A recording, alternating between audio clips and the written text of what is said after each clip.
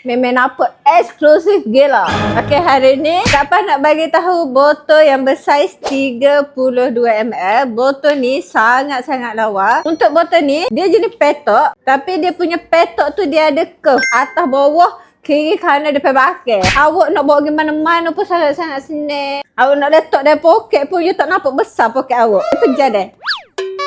Segitu. Dan untuk botol ni juga, dia mari dengan jenis skru. Kalau andai kata awak grab perfume dengan kami, spray awak rosak, jangan risau. Kita akan bagi spray asing kepada awak dan awak nak tukar pun sangat-sangat mudah. Awak tak perlu gunakan sebarang mesin. Dan untuk botol ni juga kita ada warna kuning, biru, purple, hijau, merah dan satu lagi warna hitam. Untuk package jenama sendiri serendah 300 botol sahaja. Awak nak minimaliskan awak punya warna, awak nak pilih woman, warna gapo, men, warna gapo, unisex warna gapo, boleh sahaja, tak ada masalah. Untuk harga 300 botol tu awak akan dapat dengan harga RM14 sahaja sebotol. Awak akan dapat perfume. Awak akan dapat botol kosong. Awak akan dapat design. Kalau awak tak ada design lah. Awak akan dapat stiker secara percuma. Untuk material stiker dekat NKH, kami ada lebih daripada 5 material yang awak boleh pilih. So,